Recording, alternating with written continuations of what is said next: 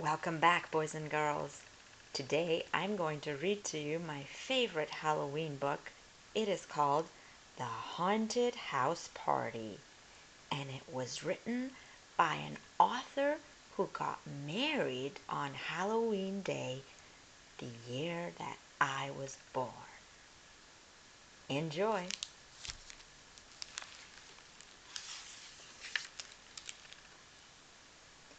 It was the night of Halloween. I thought I heard a shriek, and then a noise upon the stairs. I heard the floorboards creak, as if a ghost were in the house and coming very near. I feared a weird and scary, hairy creature would appear. My mom and dad had both gone out, nobody else was home, and I'd spent half the afternoon just talking on the phone, inviting friends and making plans. I knew they'd soon be here. I was alone. Or maybe not. My heart was full of fear. I heard a noise, the doorway shook. I hardly breathed at all.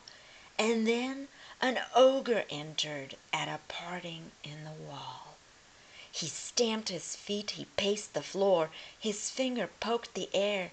Repeatedly he said to me, "Beware, young man, beware."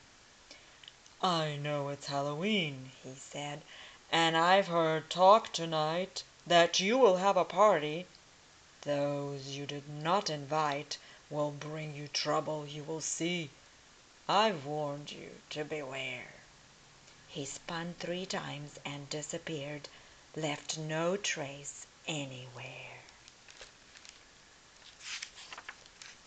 Just like that! What did he mean? Oh, what was I to do? My party was about to start, and all my guests were due. Who did he mean? How would I know? Each one would wear a mask. How could I tell just who was who? I'd be afraid to ask. Then suddenly I heard a knock and a howling, wailing sound, the clattering beat of scattering feet running all around. I heard a rattle, then a clack. Was this some sort of joke? A dozen skeletons came in. They rattled as they spoke. Their bones all clacked like castanets, and then, to my dismay, they talked about my party and asked if they could stay. I barely had a chance to speak when, just beyond my reach, I saw an eerie spirit wave a ghostly hand and screech. The doorbell started ringing. In came all sorts of ghouls, mixed in with kids I recognized and friends I knew from school. But not all looked familiar. Some didn't use the door. There were a few who I was sure I'd never seen before. A bunch of friends came in a group dressed as a Greyhound bus. Denise came all dressed up in green, said, "I'm asparagus." Mindy wore a cardboard box with a hole cut for her head, said, "I'm a condominium." "I'm Jello," Janice said. I gazed upon the ogre. His eyes were big and red. My friends all gathered round him. "Great costume," Martha said. I gasped just for a second. I knew she did not know that he was not a party guest. I wanted him to go. The lights went out. I heard a shout. Then something grabbed my arm. I screamed and heard a voice reply, "There's no need for alarm. It's only me," Rebecca said as she took off her disguise. "I didn't mean to scare you so. Let me apologize. I'd like to play a game," she said. "It's really lots of fun. Everybody gather round. I'll tell you how it's done. Because it's Halloween, we all should act the way we're dressed. And afterwards, we'll take a vote on which of us was best." I interrupted her to say, "I think we should play darts. Let's bob for apples, or play chess, gin rummy, poker, hearts. Any game but this," I said. "Let's play a different one." but I was late in speaking. They'd already begun. A ghost rose up under her sheet and danced around the place. A baby ghost flew after her, dressed in a pillowcase.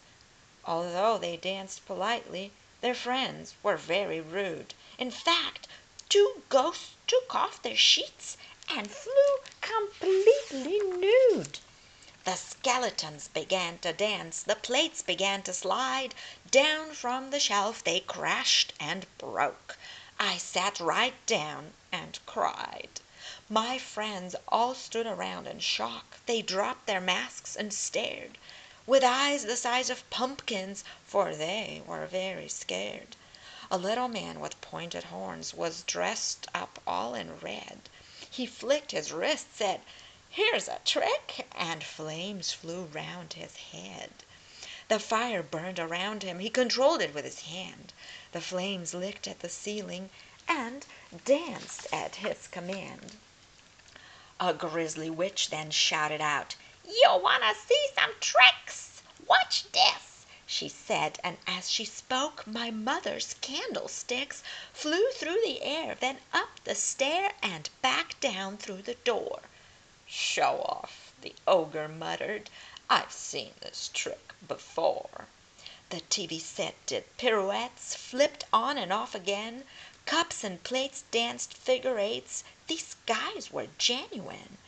Doorknobs spoke, light bulbs smoked, the house began to move. A goblin laughed and clapped his hands, but I did not approve.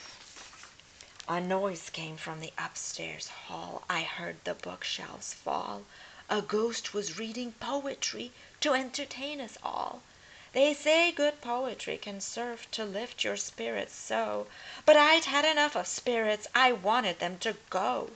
The doors dropped from their hinges. The shutters creaked and fell. A sneaker burned inside my room. It made an awful smell. The sofa had been ripped apart. The drapes were all in shreds. Would Dad believe what happened when he saw my splintered bed? Wires sparked, hot dogs barked, pumpkins blinked their eyes. Potato chips dove into dips, emerged as butterflies. The ogre and the skeletons were dancing round the room. Bones fell from the closet. The witch rode on our broom. The house was swaying back and forth. Each window pane was shattered, while ghosts and goblins carried on as if it didn't matter. I stamped my foot and shouted out as I saw the curtains drop, "This is my house and party. These are my friends. Now stop." A pair of drunken skeletons passed through the closet door. I scolded them and told them all that I could take no more. "There's no excuse for what you've done. It's time to stop this stuff. You've wrecked my house and party and haunted me enough." Trash was scattered everywhere. The wind blew through the door. The house looked very different from the way it had before. I knew that any minute now my parents would appear. There was no way I could explain just what had happened here. Watch my next video to find out what happens next.